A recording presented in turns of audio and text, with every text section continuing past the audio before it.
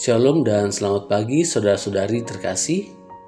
Pagi ini kita akan mengikuti renungan harian 4M Sinode GKO. Namun sebelumnya mari kita berdoa. Bapa di sorga, kami bersyukur dan berterima kasih Engkau telah menjaga dan memberkati tidur kami. Saat ini kami hendak membaca dan merenungkan firman-Mu untuk kami lakukan. Di dalam nama Tuhan Yesus Kristus. Amin. Judul renungan hari ini adalah Hidup dalam Kekudusan Allah dengan bacaan Alkitab Wahyu 22 ayat 14. Demikian firman Tuhan. Berbahagialah mereka yang membasuh jubahnya, sehingga mereka akan memperoleh hak atas pohon kehidupan dan masuk melalui pintu-pintu gerbang ke dalam kota itu. Amin. Mari kita gali bacaan kita dengan pertanyaan berikut ini. Apa makna pohon kehidupan? Makna pohon kehidupan dalam ayat ini merujuk pada simbol kehidupan kekal dan persekutuan penuh dengan Allah yang awalnya diperkenalkan dalam Kejadian pasal 2 di Taman Eden. Pohon kehidupan merupakan tanda kehidupan abadi yang dapat dinikmati oleh manusia selama mereka taat. Setelah kejatuhan, akses ke pintu itu telah ditutup. Namun di akhir kitab Wahyu, pohon kehidupan muncul kembali sebagai simbol pemulihan, melambangkan bahwa melalui Kristus, umat Allah dipulihkan dan diberikan kembali hak atas kehidupan kekal di hadirat-Nya. Di mana letak kekudusan Allah pada ayat ini?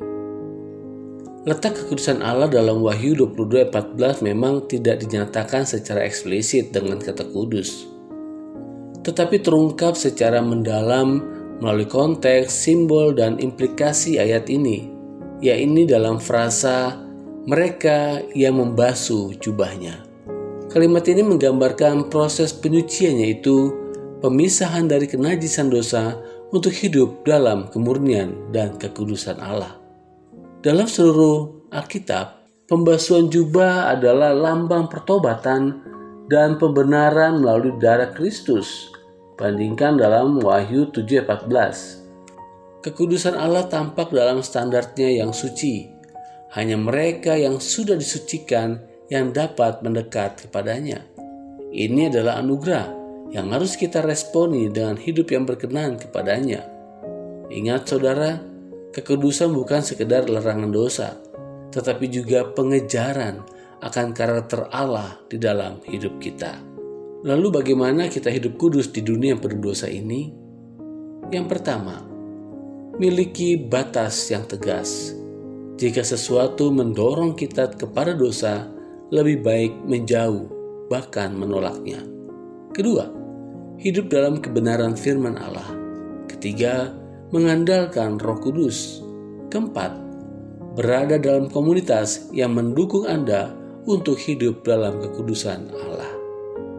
Mari kita bagikan kebenaran firman Tuhan hari ini kepada orang-orang di sekitar kita. Mari kita berdoa. Ya Tuhan yang Maha Kudus dan penuh kasih, kami bersyukur atas firman-Mu yang hidup yang mengingatkan kami bahwa Engkau adalah Allah yang kudus dan memanggil kami untuk hidup dalam kekudusan-Mu.